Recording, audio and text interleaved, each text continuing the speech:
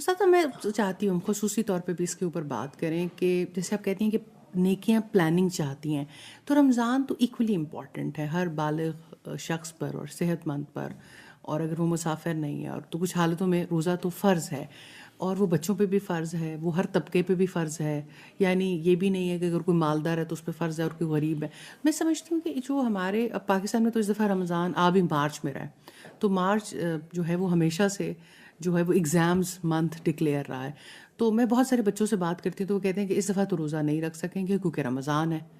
تو بچوں کو کس طرح سے، کیونکہ اب ایگزامز، پڑھائی کا لوڈ اتنا زیادہ ذہنوں پہ طاری ہے، اور جب آپ یہ دیکھیں کہ پورے پورے سیگمنٹس ہیں ہمارے پنجاب میں بھی، جیسے 9-10 کے بورڈ کے ایگزامز آ جائیں گے، پھر فرسٹ ایئر سیکنڈ ایئر کے اس کے بعد ہوں گے، بچے پہلے پریپریشنز میں ہیں، او لیولز اے لیولز کے ایگزامز ہیں، تو ایک اسٹوڈنٹ جو ہے وہ سب جو ہے وہ دن بہ دن رمضان کی امپورٹنس سے ناشنا ہوتا جا رہا ہے، یا شاید پیرنٹس نے بھی اس کو ہلکا لے لیا۔ کس طرح سے ہم اپنے بچوں میں شوق بیدار رکھیں؟ دیکھیں، دنیا میں آئیڈیالوجی خواہ کوئی بھی ہو، تبدیلی ایجوکیشن سے آتی ہے، ایجوکیٹ کرنے کی ضرورت ہے۔ مجھے ایسا لگتا ہے کہ ایسا نہیں ہے کہ پہلے ایجوکیٹ کیا تھا بھول گئے، ایجوکیٹ ہی نہیں کیا، اس کے بارے میں لوگوں کو ترغیب ہی نہیں دلائی۔ رسول اللہ بھی ترغیب دلاتے تھے، رغبت دلاتے تھے، ایون وہ سب لوگ جانتے تھے اور وہ سب لوگ اس پروسیس سے گزرتے تھے۔ جب سے اسلام آیا تھا لوگ باقاعدہ روزے رکھتے تھے، اور تقریباً مدینہ میں اگر آپ دیکھیں تو آلموسٹ ہر سال میں روزے رکھے گئے۔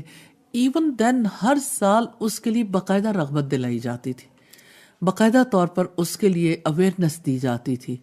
تو ہماری سوسائٹی میں اویئرنیس جو ہے وہ اس طرح سے نہیں دی جاتی، اتنی جیسے رغبت دلانی چاہیے اس طرح سے رغبت نہیں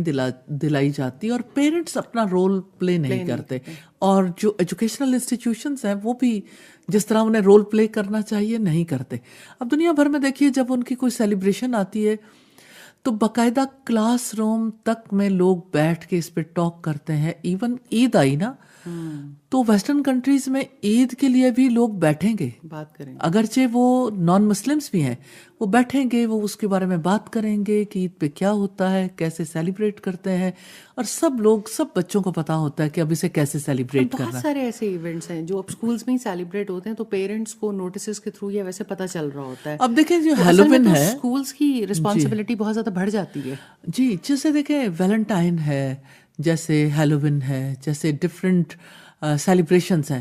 اس کے لیے اسکول کیسے ایجوکیٹ کرتا ہے؟ اس کے لیے اپلیکیشنز ہیں، سوشل میڈیا کے تھرو اویئرنیس دی جاتی ہے، اس کے لیے میڈیا کے تھرو، پرنٹ میڈیا کے تھرو کی جاتی ہے، کاسٹیومز تیار کیے جاتے ہیں، گھر سے فرمائش کی جاتی ہے فلاں چیز لانے۔ اور فائزہ یہ آپ نے بہت اچھا کیا، دیکھیں سوسائٹی کا ہر طبقہ شامل ہوتا ہے،